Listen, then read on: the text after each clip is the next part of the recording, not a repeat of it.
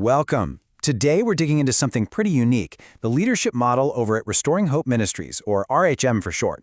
Now, this isn't your typical apply for a job kind of deal. It's a structured pathway that kicks off with service. So, let's explore how they build their leaders right from the ground up. So let's just jump right in. Before we even talk about roles or titles or any of that, RHM wants us to wrestle with a really foundational question, one that guides everything they do. And it's this: how is a leader truly formed? And here is their answer. This is really the key to their entire philosophy. Leadership at RHM, it's first proven through faithful service, a governable character, and real ethical competence, not a title. That one idea completely shifts the focus away from personal ambition and puts it squarely on proven character. It really shapes every single step of the journey we're about to walk through. All right, Section 1, the gateway. A different kind of start. Your journey, as we'll see, begins with service, not a position. So where does this all kick off? Well, it starts in a place that might surprise you.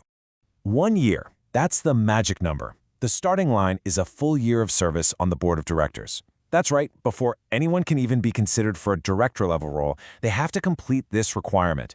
And believe me, this isn't just a formality. It's the foundational first step. So you might be thinking, why the board? Why start there? Well, this initial year is incredibly intentional. It's all about building relationships and trust. It's to make sure everyone is completely aligned with the biblical ethics and the ministry's culture. It's about safeguarding the mission and understanding how governance works before you ever step into leading operations. And, maybe most importantly, it's about developing leaders who can actually sustain their own role down the line. Okay, next up, the pathway, which is built on 4 pillars of development. We're talking about a comprehensive 1-year journey. So during that year of board service, the whole development process is built on these 4 crucial pillars. This is definitely not a passive experience. It's a deep dive. So, what are they? First, you've got structured training and compliance. Second, meaningful project development. Third is consistent mentorship and accountability. And fourth, hands-on funding competency. Let's break down what each of these really means and how they help form a leader.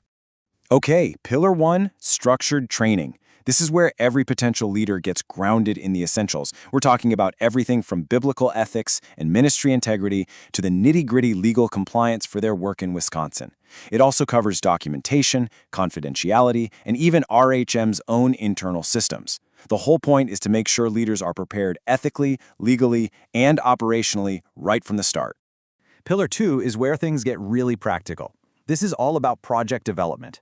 You actually take a real ministry need and bring it to life. So in the first few months, you draft a concept paper. Then you build that out into a full proposal with a budget, scope, the whole shebang. By month 9, you're creating a funding strategy. And then at the end of the year, you present your vision to the board. This is how RHM makes sure big ideas become real, viable plans. And Pillar 3 is huge: mentorship and accountability. The great thing here is you absolutely do not walk this path alone.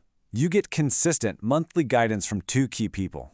First, an assigned board mentor who helps with governance and leadership stuff. And second, the lead counseling pastor who focuses on your spiritual formation and making sure you're aligned with the mission. It's a 2-pronged approach to support.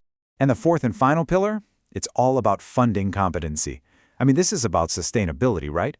RHM equips its leaders with the real-world skills they need to actually fund the ministry work they're called to do. This means things like grant training, hands-on proposal writing, and, building those crucial relationships with churches and donors. It's about creating a plan to keep the work going. All right, so we've talked about skills and training, but now we're getting to the core of it, the standard, the heart of a leader. It's all about assessing character, humility, and teachability, because beyond all the competencies, RHM places the absolute highest value on the heart of its leaders.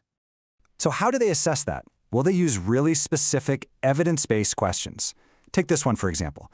They're not looking for a polished, perfect answer. They're trying to understand real humility and integrity. What does it look like when you mess up? How do you handle it? That tells you so much more about a person's character. And the contrast couldn't be clearer, right? On one hand, you have what RHM is actively looking for: servant leadership, humility, being teachable, taking responsibility. And on the other hand, you have the red flags to avoid: blame shifting, defensiveness, gossip, all that stuff. It really boils down to finding people with a humble posture in every situation. In fact, they even have a clear biblical process for handling conflict when it comes up. And it always does, right? But the goal here isn't about winning an argument. It's a step-by-step path that's all about restoration and unity. And you'll notice step 1 isn't about confronting someone, it's about preparing your own heart first. Okay, next section, the commission. This is about being prepared for purposeful service. So after you go through this whole intensive year, what's next? What kind of roles does this pathway actually prepare you for?